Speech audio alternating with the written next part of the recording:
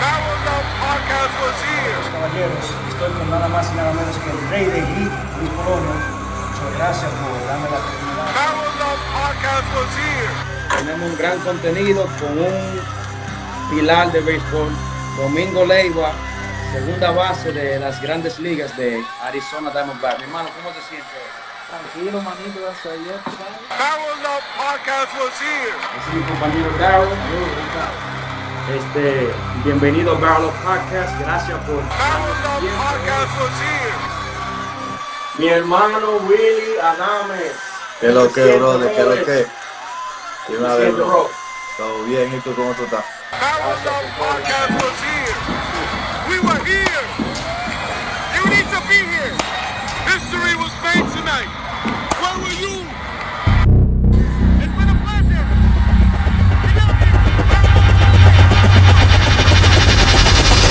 Good evening, everybody, and welcome to another edition of BarrelUp Podcast. This is your host, John Carlos, and I got my boy, the one and only, the man, Darryl the Guru, joining me as he always does. This is BarrelUp Podcast for another live. We are on live, guys, on Instagram right now, and another edition of BarrelUp Podcast, episode 41, titled This Week in Baseball.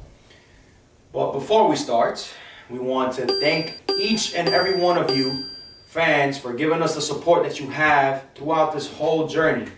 I put a picture up on BarrelUp Baseball, the page on Instagram, and it was like a compilation of all the episodes that we've done, all the major leaguers that we've talked to, that we've interviewed, and it's a bit of an overwhelming feeling because when you look back at everything, we have a big journey, and it's all thanks to you guys for giving us the support and the unconditional love. Subscribing to the YouTube channel, BarrelUp Podcast, following us on the page as we are emerging, we are on the rise. We want to thank you guys. Keep on subscribing to the YouTube channel, BarrelUp Podcast. Keep on following us, guys, on Instagram, BarrelUp_baseball. And on Twitter, BarrelUp Podcast/baseball, as we're going to engage more with that side of our social media as time comes. We are on live. We see some fans on live. Mommy, thank you. Dios te bendiga, your mommy. She's on live right now. And nothing, guys. We're going to keep on giving you weekly episodes. We're at the halfway mark when it comes to subscribers on YouTube. Our goal is our reachable goal is 1,000 subscribers. We're at 588, so we're a little bit more than halfway. And it's all thanks to you guys. This is what we do. This is what we love. And today, we have a lot of news pertaining to the sport, both inside the United States with Major League Baseball free agency going underway, and also outside of the United States. In Dominican Republic, there's a lot of Major League players that are playing. Gary Sanchez debuted today. Didi Garcia played debut the other day. Didi Garcia. Miguel Andujar. Michael Franco, which is soon to be in the Rays starting rotation, is showcasing his skills over there. And there's more players to come as that season in the Dominican Republic unfolds. Without further ado, guys, we're going to talk to you guys about what's happening, the rumors that are happening throughout this free agency. This is by far, in my opinion, one of the biggest free agent years that I have witnessed. When we go by position, there's a lot of players without a job right now. But before we do that, we're going to talk to you guys about a topic, a phrase that I want Darryl to touch base on. He knows more about this than I do. Tendered versus non-tendered players. Can you break that down for the fans and for those baseball lovers? Yeah, so tendered versus non-tendered is that period in a player's career where his contract is past renewable and a little bit before arbitration. So when you tender a contract, a player will either get signed for the same amount he played the season before or a little bit over with incentives like bonuses and stuff like he reaches certain milestones in his career. Do not get this confused, guys, for arbitration. It is so not arbitration. arbitration. So arbitration is when you go to court and you plead your case, like this is why I deserve this amount of money, and then the teams will argue the other side of that. But tendered, non-tendered is that there's like it's like a small window before arbitration and like after contract renewals.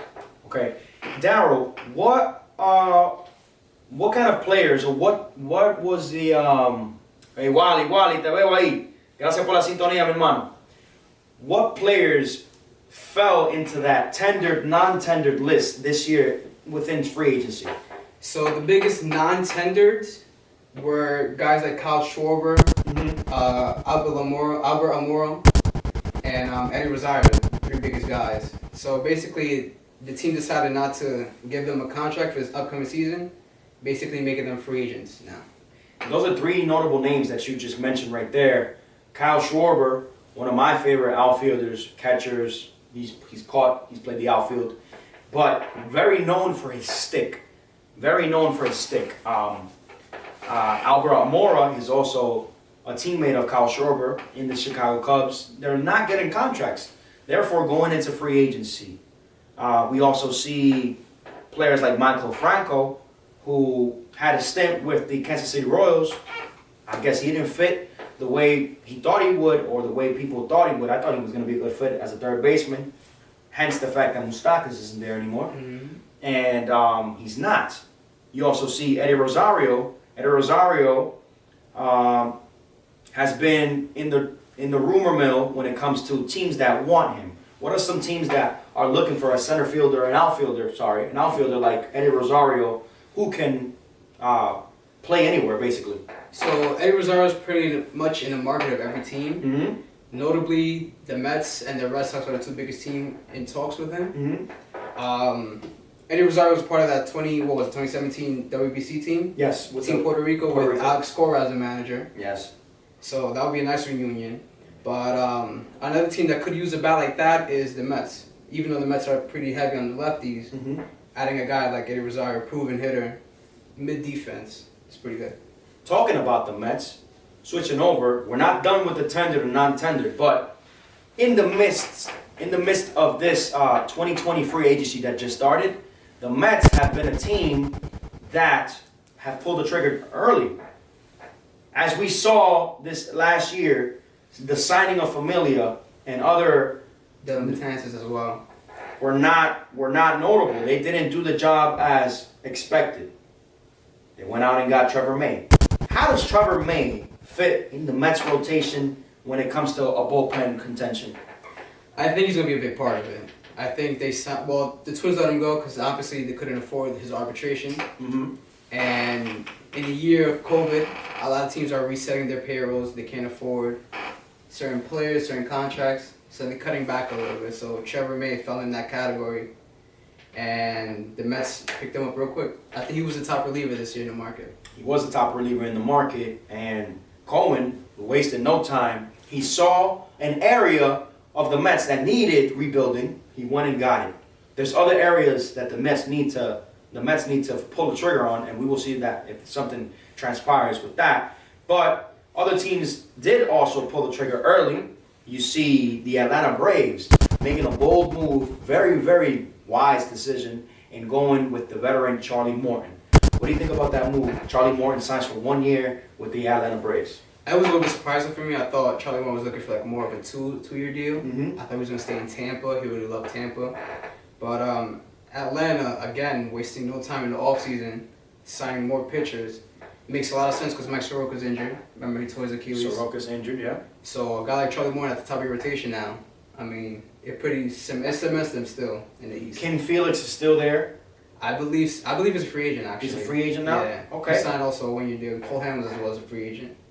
Okay, and the Blue Jays signed Robbie Ray to a 1-year deal as well. Robbie Ray is a pitcher, yeah. Relief pitcher? Relief pitching, starting pitcher. He has potential to be a starting pitcher, but obviously he hasn't performed well enough to be in a rotation, so they have him relieving. They traded for him last season, and they brought him back. Obviously, they liked what they saw and his potential. No position is safe throughout this free agent market. As we can see, the Mets 2 years ago had signed Wilson Ramos.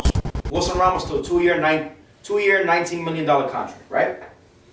It looked very promising. It wasn't.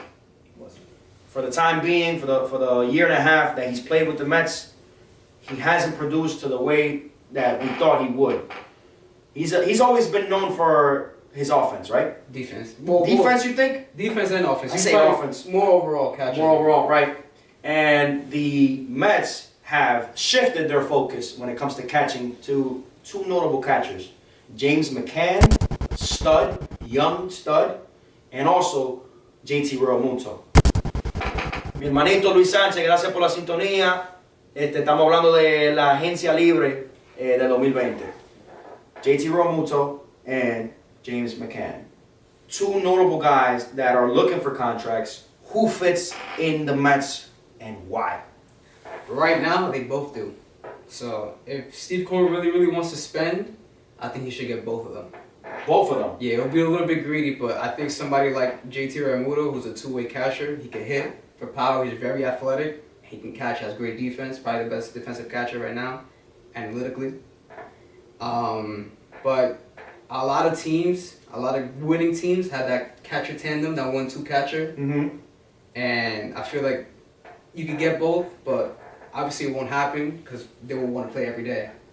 My thing is, Wilson Ramos still has 1 year left in that contract, if I'm not mistaken, correct? No, I believe he's a free agent. He's a free agent as of now. So you still have to make amends and be done with Wilson Ramos before you make a push for a catcher. I would love to see a guy like JT Realmuto command that battery that the Mets have when it comes to pitching rotation. When you have DeGrom, you have Syndergaard coming back, you have Marcus Stroman, you have guys like Gazelman and Steven Matz. Steven Matz. I don't like Steven Matz in that rotation anymore. I think he's gotten too many chances, but that's a different topic. Yeah. But if the Mets do pull a trigger on a player like that, things can get spicy and interesting. I'm surprised to see that JT Realmuto didn't like his setting with the Phillies. I thought he fit pretty well. Well, he fits well on that team, and then obviously guys like Bryce Harper have voiced that they want him back, but Phillies financially can't really afford what JT Realmuto's market is. So, I mean, you see teams like the Mets, maybe a team like the Yankees as well, really push for a guy like Realmuto. Okay, and talking about that division, the NL East, there's other teams as well that are trying to make a push for contention in the playoffs 2021. But when we look at the West, the reigning champions right now, the Los Angeles Dodgers, BarrelUp podcast was there.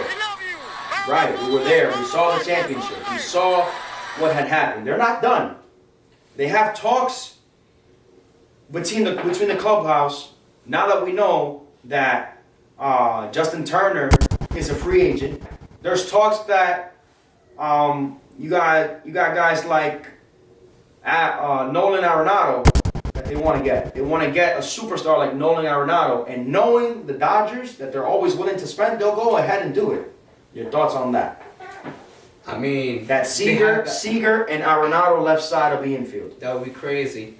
Obviously the Dodgers are known for having depth, so they have tons and tons of players all throughout the franchise.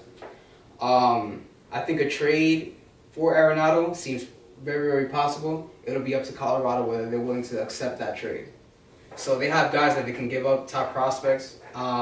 Also, with Justin Turner being a free agent, it creates a hole at third base, so it makes more sense now. It makes more sense now. Yeah. But do you want to take on that contract that he just signed with the Colorado Rockies? 8 years, almost $300 million. Here's the thing about the Dodgers that not many people know. They have tons and tons of great players.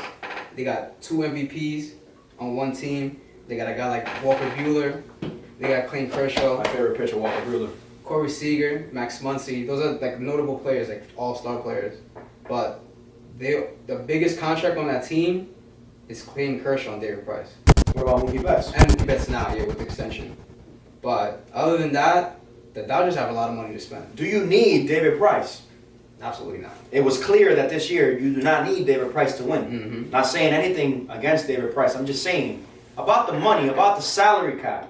when you talk about teams like the Dodgers that are always on top of their salary cap, always spending even more than with their budget, it seems to pay off for them. But can they really take on that weight? Saludo para María Sánchez. Mari Sánchez por la sintonía. Gracias por la sintonía.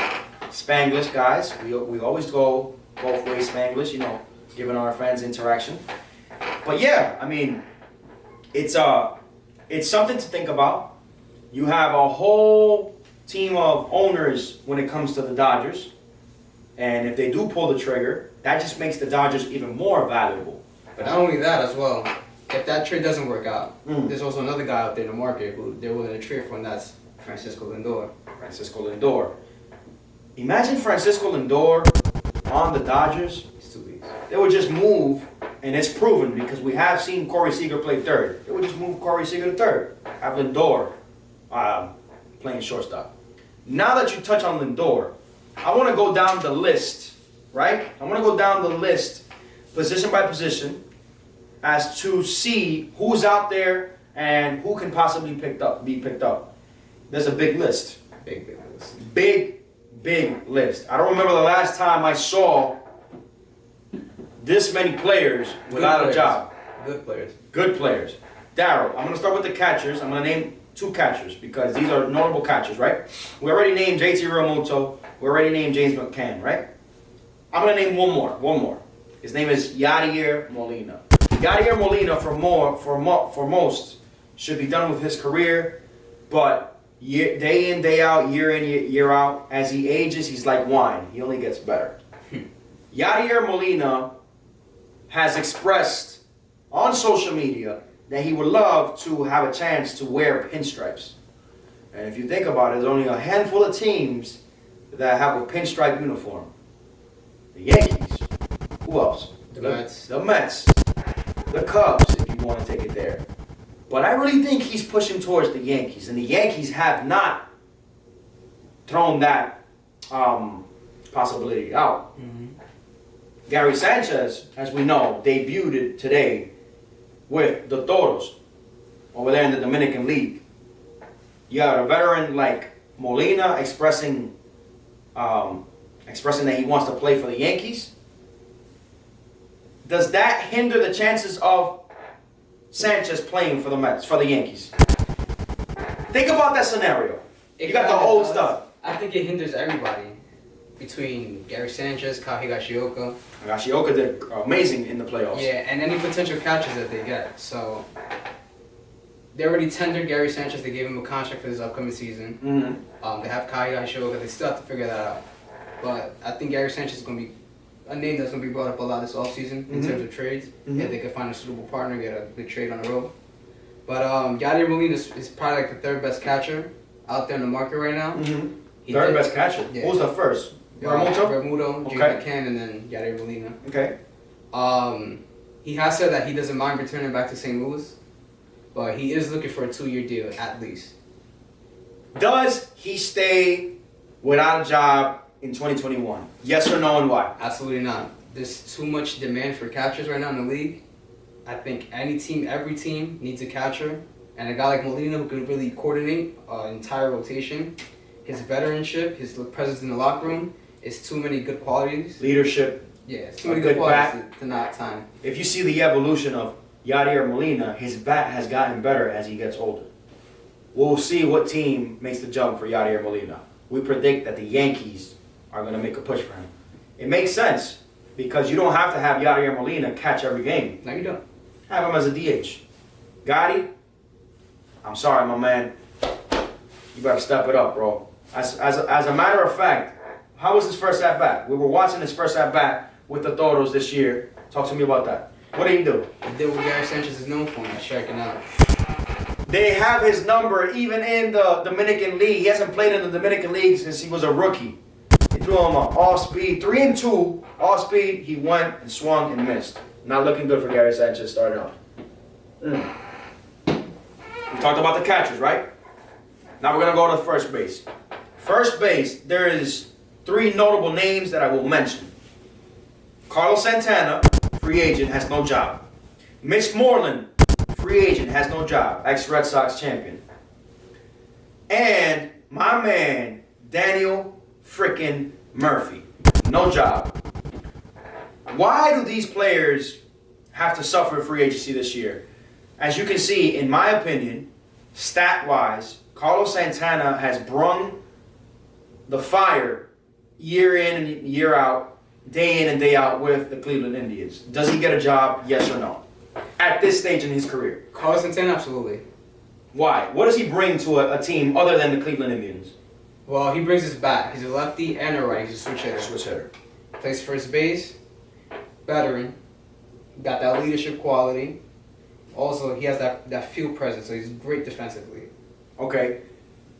How many years do you give him as a GM? How much money? What team does he fit in? Where and why? I'm going to tell you what team do I think he fits in right now. Which one? The Red Sox. Red Sox? The Red Sox. Who's at first base for the Red Sox right now? Right now, it's looking like Bobby Dalbec. Bobby Dalbec is not a proven name in the major leagues. Imagine having, what is that kid's name? The one that played second base? Michael Chavis? Michael Chavis at second base. Santana, you give him 2 years. The Red Sox can give him 2 years at first base. Then you have Devers at third. And you have the possibility, because the Red Sox don't, I'm not even going to say it, but the Red Sox don't have a center fielder right now. The possibility of re-signing Jackie Bradley Jr. or getting a Springer, revitalizing the loss of this year, because the Red Sox sucked ass this year. The Red Sox didn't do jack this year. I am a Red Sox fan as well, but I'm not biased. We are in a rebuilding phase, but there's no way in hell that you can't tell me that you do not have money to secure the quarters. But I mean, as a Red Sox fan myself, die hard, I also am not biased towards my team, but I do realize what's in front of our team, and offense is not the problem. The pitching is. It's the pitching. So right now, their main focus, they voiced that their main focus is pitching. They've inquired about guys like Corey Kluber, 2-time Cy Young. Guys like Carlos Santana and George Springer would be a dream. Darryl, but this year, who had the highest batting average with the Red Sox? Would be Verdugo.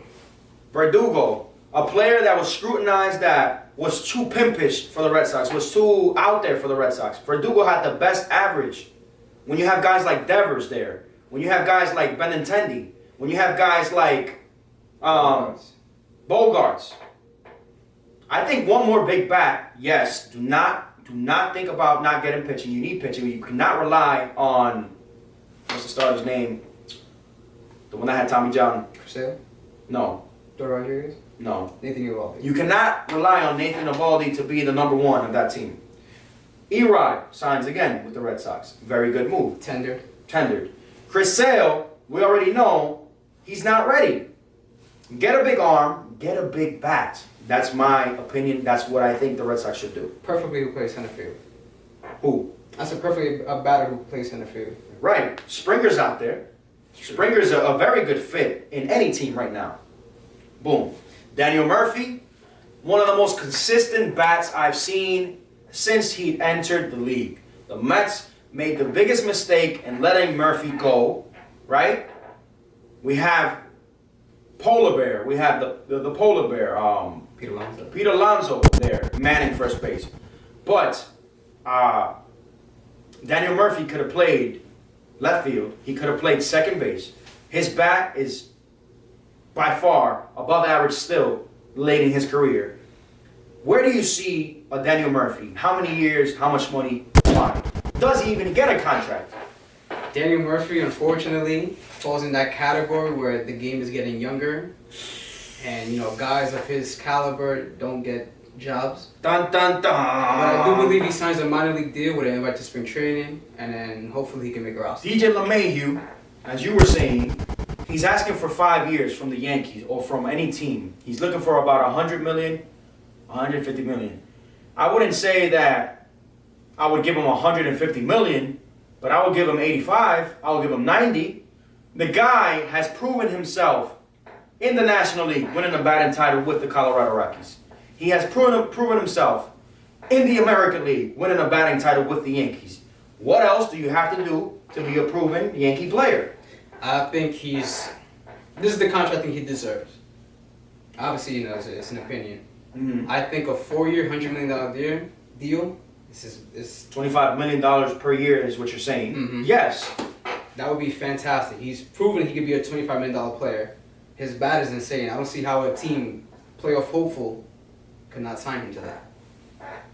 Who do you have at second base for the Yankees right now? Well, right now, I think with LeMahieu, he's a little bit shifty. I do think that his strongest team will be the Yankees. I think he returns, but other options include Gleyber Torres. Gleyber Torres. Gleyber Torres had a record year, his lowest year, as far as batting average, as far as everything, defensive play, you know. I am predicting a bounce back here from Gleyber Torres. Gleyber Torres is my favorite Yankee. I say it on record. Gleyber Torres is my favorite Yankee. I think he can command what is the shortstop for the Yankees, but that's another topic, right? Jonathan Villar has been bounced around throughout the league, finds himself without a job. Does he get signed in 2021? Yes or no? With who and why? I'll give you my option, my opinion after yours. Absolutely, he signs. For how much, we don't know. To where, he fits in with every team, so honestly, I don't know where he'll land. I'll give him a 2-year deal. I think he deserves a 2-year deal. A guy that brings that intensity every day, day in, day out. You can play him at third. You can play him at shortstop. You can play him at second. For God's sakes, he can even play first base. Even outfield, to throw him out there. That's the type of value any team is looking for. I would consider him, when we talk about comparisons, as a Jeff McNeil type of player. He does not hit for average like Jeff McNeil. Like that, 300 average hitter. But he's a 280 hitter, 275 hitter, 15 bombs a year. Give him a contract. MLB. Let's go. Colton Wong. Does he sign a deal, yes or no, in 2021? Mind you, I'm going to stop you guys right there. I'm going to stop myself. The reason why I'm saying, does he sign a deal in 2021, and I'm asking this about every player, is because there's a high chance that most of these players don't play in 2021. Yasiel Puig didn't play in 2020. You got guys sitting because of X, Y, and Z, but MLB teams are not taking it. Like, they're going for what they want, and as young stars. But we cannot throw these players away. Colton Wong, yes or no? Absolutely. Colton Wong right now is my favorite second baseman. This is a wish list for me. I hope he lands with the Red Sox. It fixed a long time problem that we've had. No second baseman. No second baseman. He's amazing. Michael Chavis is not considered your second baseman? Our second baseman? Where do you see Michael Chavis? Utility. I feel like His bat, though. His bat. Yeah, his bat been failing. If he can fix that, it would be great. But I think a guy like Colton Wong, solidified second baseman, Gold Glover, a guy who can hit for average, who can get on base, who can steal bases. Mm-hmm. I think that fixes a lot of problems in that lineup, even though there's not that many. But you said they need a bat, right? I think that's the bat. That's the bat? That's the bat. Do you think he would succeed in the American League? Absolutely. Colton Wong, Red Sox, take note. Last but not least, there's other players, but in this list, this is the player that pops up, and I cannot go without mentioning him. World Series champion, Kike Hernandez. I don't think there's a question that this man deserves a job. Absolutely. He deserves a job. If he's not one of the most important pieces to the Dodgers, call me a liar. Call me a liar. Because ever since he stepped foot in that lineup, he has been producing for the Dodgers. Another player that you could play him around. He can play the outfield. He can play the infield. How many years would you give Kike Hernandez? As a GM, put your GM hat on, Darryl. As a GM, I'll give him a solid 2-year deal, just to play it safe. The team that I think he fits in the most will be a team like Philly. I think Cincinnati. Cincinnati? I think Cincinnati with Moustakas, you have Suarez, you have... No shortstop. No shortstop. Damn, Freddie Galvis is out. Mm-hmm. You have Votto, Joey Votto. I think he fits well in that dynamic. Cincinnati? Cincinnati, 2 years. I think so. I feel like he fits in more in Milwaukee. Milwaukee, Yeah. as a second baseman. Second baseman. You have Seagar. Free agent. Free agent. Another free agent. Spicing things up. Boom, boom, boom. We were just talking about the Dodgers, right? There's more players that the Dodgers want to get rid of that they don't want to consider. Justin Turner, former Met. Justin Turner, who tested positive for COVID moments after or moments before winning the World Series, now finds himself tested positive for no job. For the time being, has no job. Does the World Series champion deserve 3 years or more or less? Does he deserve a job? Knowing how deep third base is right now in every team in the league, do you consider him an option as your starting third baseman? Where and why? Absolutely. Justin Turner falls into that Daniel Murphy category, a player that should have never left the Mets. He's proven that he can hit. The Wilpons. He can hit for average. He can hit for power and play amazing defense at third base. Health-wise, can he stay on the field? That's the question. We would have to see that. In recent years, he hasn't stayed on the field 100%, but he's given that 125, 130 a season. I'm going to go bold. You understand as to why I'm going bold with this prediction. Justin Turner needs to be on an American League team. Justin Turner needs to be on an American League team. Ask me why. Why? Because he's only aging. There's no question that the guy can hit. But I think the best scenario for him would be to platoon, DH, and play third. 7 days out of the week, play 3 at third, 4 DHing, or 3 DHing, 1 at first. Very easy for him to adjust at first. If you can play third, you can play first. That's my analysis. Justin Turner would fit great on a team like the Kansas City Royals.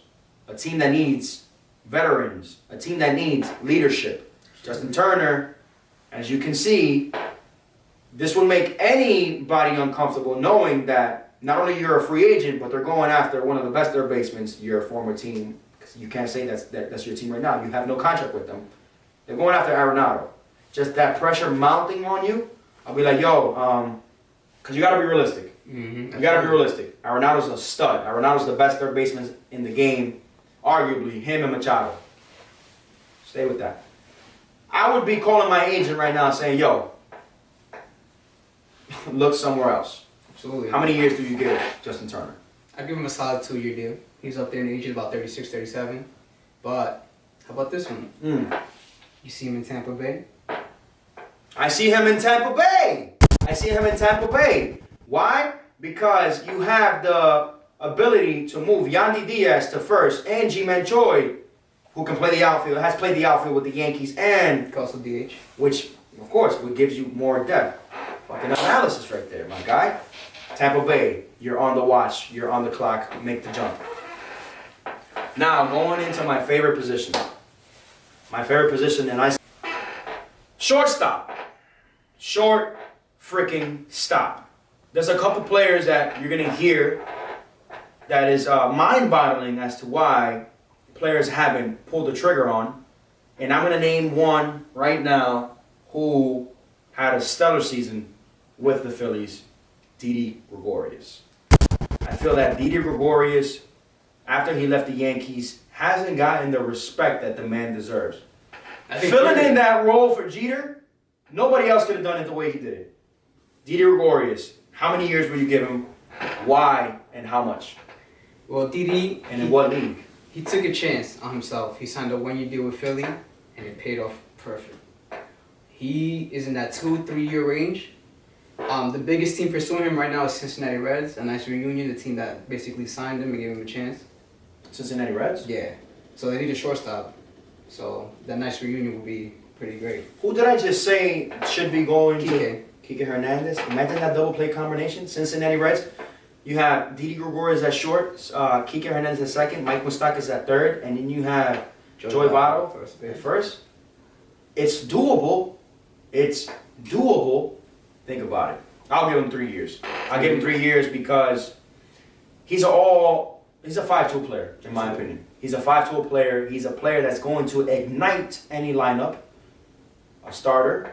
He's a number 1 hitter, number 2. He should be up there when it comes to another team to keep an eye out for, just in case they happen not to get DJ LeMahieu. I could see a nice Yankee reunion. Adonis, I see you're on live, my brother. Who do you think What team do you think should take Didi Gregorius? Didi Gregorius is on the on the free agent block right now. We'll wait for your answer, and we're going to keep on going down the block. Andrelton Simmons. Andrelton Simmons, by far, top 5 shortstops in the game, still to this day, when it comes to defensive metrics, even offensive, you should say a little bit. I see an Andrelton Simmons on a team like the Baltimore Orioles, who don't have anybody right now. Andrelton Simmons is a player who deserves a 3-year deal, you know, a player you could build around. He's not that old. What do you think? Well, I don't really see him in Baltimore. I don't see anybody in Baltimore, honestly. I mean, I don't see him anywhere else. The biggest team, what I've heard of, the biggest team that's shown interest in Andrelton Simmons is the Yankees. The Yankees. Another potential, just in case they don't land LeMahieu, you throw in Glaber at second. Mm-hmm. You get a guy like Andrelton Simmons, a freaking 50-time Gold Glove winner, Platinum Glove winner. But I think that, especially in New York, you have to be a type of shortstop that can hit. That's true. Because Yankee fans will boo you if you hit 260 with 15 home runs as a shortstop. Actually, they wouldn't, to be honest. You You can think hit so? 200, but if you hit a home run a game, they'll still cheer for you. Oh yeah, Gary Sanchez. Let's keep the ball rolling. Now we're gonna go into the outfield. The outfield, right? We're gonna start with my favorite outfielder in this free agency, Michael Brantley. When it comes to consistency, consistent bat, Michael Brantley has shown year in and year out that he's a 300 hitter. Red Sox. Keep your eye on Michael Brantley. I can see Michael Brantley playing right field for the Red Sox. It's true. But here's the thing though with the Red Sox. He's a lefty. He's a left. No. Yeah, he's a lefty. But he's pretty. The outfield is pretty deep. It's just that one home center field. So I feel like the main focus, if you're getting an outfield, would be a center fielder. You don't see Benintendi as a potential center fielder? He doesn't have the range? I don't see Benintendi on the team, period, in the future. I feel like he's a great trade candidate. Goddamn! And a team that needs pitching, he would be a great guy. So you would keep Verdugo before you keep Benintendi? Absolutely. Holy shit, alright, this guy's bold. Okay. Just because of the contract situations, Benintendi got about 2 years left on his arbitration, and Verdugo got another 4 or 5 years left. Kyle Schwarber. I posted on the BarrelUp page, BarrelUp baseball page on Instagram, a post asking the fans as to where they would see Kyle Schwarber. You know what they said? Most of them said the Yankees. And I said, why? Why? Because of the short porch and right? Do the Yankees need hitting? Is Kyle Schwarber a good fit for the Yankees? I personally say no. They have too many outfielders. For God's sakes, you have Clint Frazier, who you give him a chance and he gets 2 hits per game if you give him a chance. A good trade piece. You don't need Kyle Schwarber. You need pitching, dog. What do you think? The biggest team that showed interest was the Yankees. Matter of fact. Do they need a bat like his in the lineup? Absolutely not. You got like 7, 8 of those guys. If you think about it, hypothetically speaking, LeMahieu signs again with the Yankees, you have a fucking all-star team. 1 through 9. 1 through 9, except Brett Garner, who's deemed to be retired. You've served the Yankees well. Give that opportunity to somebody else. Does Kyle Schwarber sign with an American League team or National League team, and why? I believe he signs with the Yankees. Okay. I think Brian Cashman has to get creative. If they do sign him, they have to expand a little bit and kind of make some trades. Get rid of guys like Clint Frazier and Duhar, guys like probably Gary Sanchez if you can. They need pitching in return. Right now they're looking at 1, 2, 3, 4 holes in that rotation. George Springer, another big name. A lot of teams after him. I personally say George Springer signs a 3-year deal with the Mets. $25, $24 million, even $23 million a year. Just to test it out. Because you still have a lot of players that can play center field for the Mets as of right now.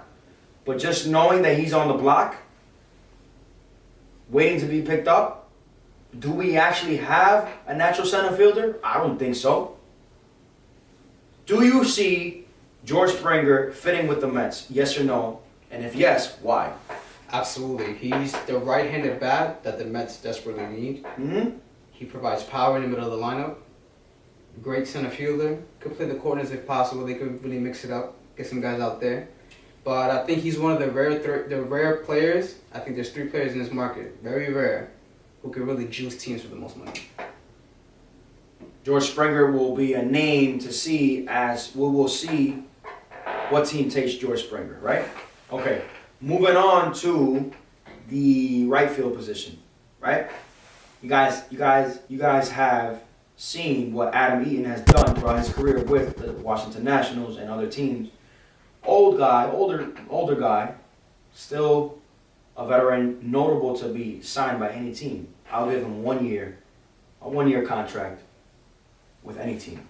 Why? Because he can still run. He can still play that pesky baseball where you don't know if he's going to bunt. You don't know if he's going to go for a home run. You don't know if he's going to steal a base. I think Adam Eaton deserves 1 more year. Yasiel Puig, who did not play in 2020. Almost did. COVID, sidelined because of COVID. Do you see him signed? If it's yes, when? And how much money are you giving Yasiel Puig? Yes, I personally see him signed somewhere. I see Yasiel Puig signed. The amount of money honestly depends on the team he signs with. So right now that's up in the air. He did sign a new agent, Rachel Luba of Luba Sports. Luba Sports, who Trevor happens Bauer. to be the agent of Trevor Bauer, Trevor Bauer's agent. Mm-hmm. Honestly, I see him surprisingly in Miami.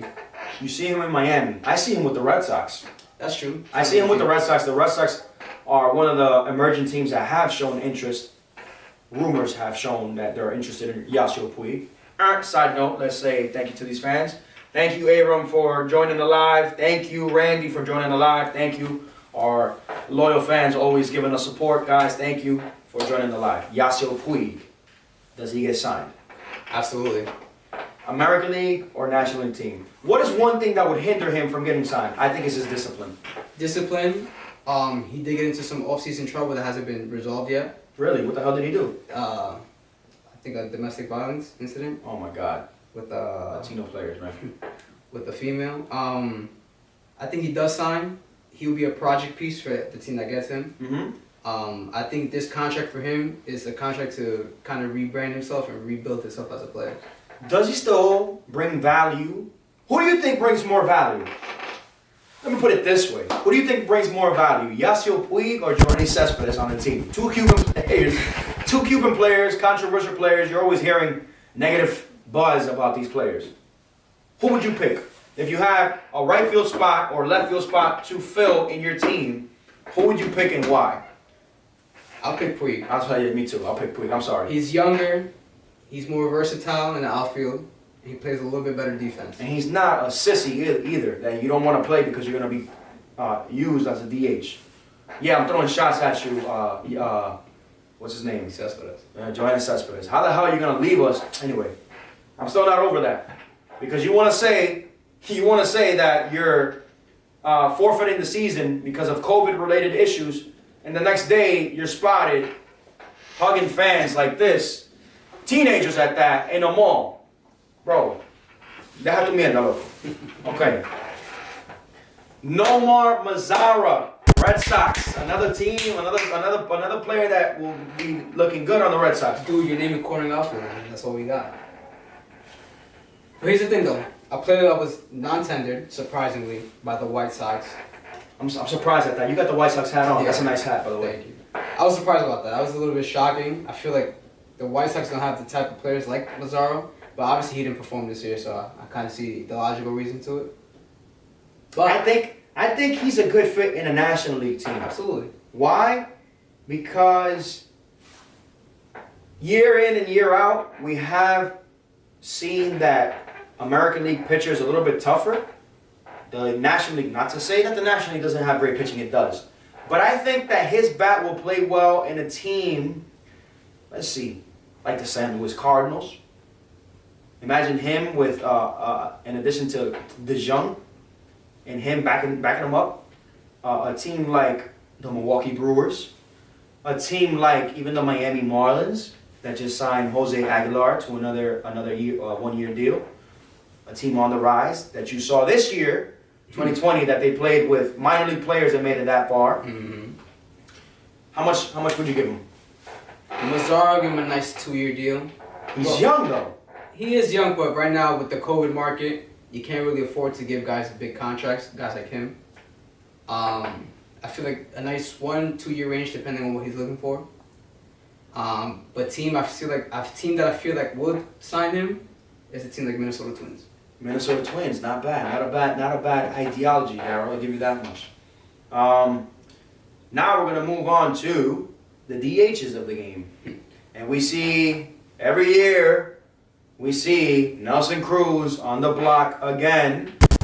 Every year he gets better as he ages, just like wine, giving you 40 home runs every year. I'll give him 3 years. I'll give him 3 years. Perfect fit for a player like Nelson Cruz. I'll say Tampa or the Blue Jays. As a DH fit, a player that you see that has uplifted the Minnesota Twins. The Minnesota Twins make it to the playoffs. They just flunk when they're there. Imagine a veteran on a team, a veteran like that you know is going to produce day in, Licey campeón. You're right. Day in, day out. The Rays. Who did I mention? The Rays and You said the Blue Jays. Blue Jays. Yeah. Helping Vladdy out. I don't see him again with the Minnesota Twins. I feel like he's too valuable for them because the Minnesota Twins I don't see them contending within the next 3 years. It's just they're getting rid of Eddie Rosario. You cannot rely only on Sano and Josh Donaldson. What more can Nelson Cruz do? Get him out of there. He needs a new life, new team. What do you think? Check this out. Dale. So he has received offers.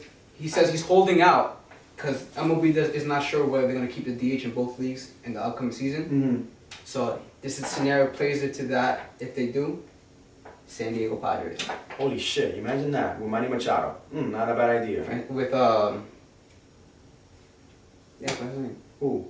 Fernando Tatis. Fernando Tatis. You can never forget his name. You have his shirt. Edwin Encarnacion. I don't think he gets a contract in 2021. Just on the fact that he had a contract to play with the Chicago White Sox, did not perform as we know him to perform, and I think that his situation being bounced around every year is getting to him.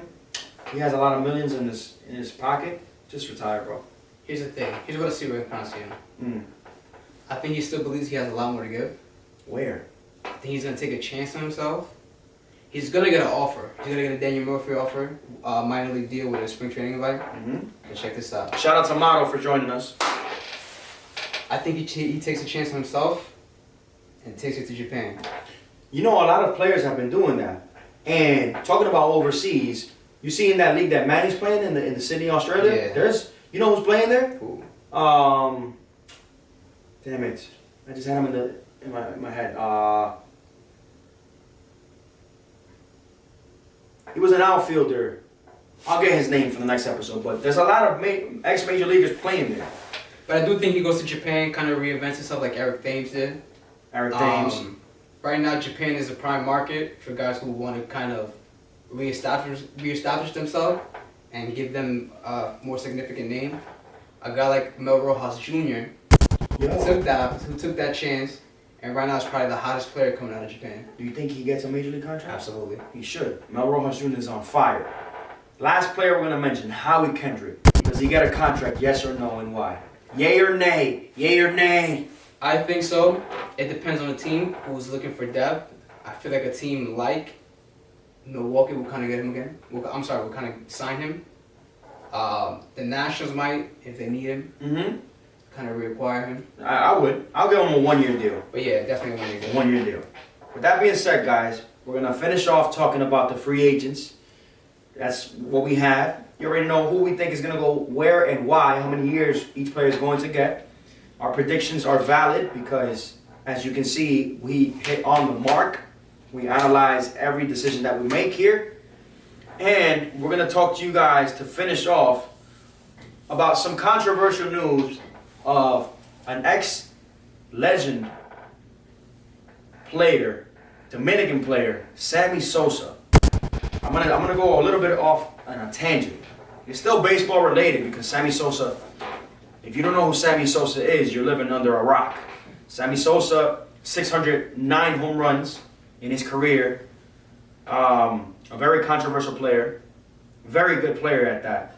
Sammy Sosa right now, I'm going to take it to my country, our country, Dominican Republic. There's a big scandal going on in the Dominican Republic. This is politics involved. The ex-president, Danilo Medina, and his cabinet are being accused of corruption. A lot of people are going to jail because of that. Danilo Medina's brothers and sisters are in jail right now, awaiting trial. Sunday the 6th will be the trial and all that stuff. But I would never in my life think that Sammy Sosa's name would be mentioned in this scandal. Legendary Dominican baseball player Sammy Sosa and his brother are mentioned in a 267-page PEPCA. PEPCA is the organization that follows corruption in the Dominican Republic. PEPCA file on irregularities in the government procurement by companies tied to the brother of former President Medina. So basically what they're saying, quote unquote, is that Sammy Sosa is involved in corruption when it comes to the politics of the Dominican Republic. In 2017, he's being asked a question about transactions, donations, and all this, etc. So kind of like embezzlement. Embezzlement and all that stuff, helping the government like launder money and shit like that. You know he has a lot of money. Yeah. There's always a win-win for somebody. Sammy Sosa is being questioned by Dominican authorities. What's your take on that? Sammy Sosa, a man that does not need any money. What's your take on another like dark piece for us Dominicans? Another taint. Sammy Sosa. Well, I don't know. I mean, that sounds crazy. If he's a part of that, I mean, he should be ashamed. That's just another bad stint. That's a country that needs a lot of help in terms of politics. Yeah. And this doesn't make it look good. Yes, Aram, that is crazy. You know what else is crazy? That we're about to wrap this up. Guys, we want to thank you for another episode. Thank you for tuning in, guys. This is BarrelUp Podcast. Do not forget to subscribe to the YouTube channel, BarrelUp Podcast. Follow us on Instagram, BarrelUp_baseball. Follow us on Twitter, BarrelUp Podcast/baseball. And tune in, weekly episodes. We took a week off for Thanksgiving, but we're back. And we have a lot of surprises. A lot of surprises coming up, like a lot. It's been a pleasure, my guys. Stay tuned. Thank you so much. Me and Daryl. This is a wrap. We are out. Bang. BarrelUp Podcast was here. Caballeros, estoy con nada más y nada menos que el rey de Heat, Luis Colonia. Muchas gracias por darme la oportunidad. BarrelUp Podcast was here. Tenemos un gran contenido con un pilar de béisbol, Domingo Leiva, segunda base de las grandes ligas de Arizona Diamondbacks. Mi hermano, ¿cómo te sientes? Tranquilo, manito, hasta ayer, ¿sabes? BarrelUp Podcast was here. Este es mi compañero Daryl. Bienvenido a BarrelUp Podcast. Gracias por BarrelUp Podcast was here. mi hermano Willy Adames. ¿Qué lo que, brother? ¿Qué lo que? Dime a ver, Siento, bro. bro. Todo bien, ¿y tú cómo tú estás? BarrelUp Podcast was here. We were here. You need to be here. History was made tonight.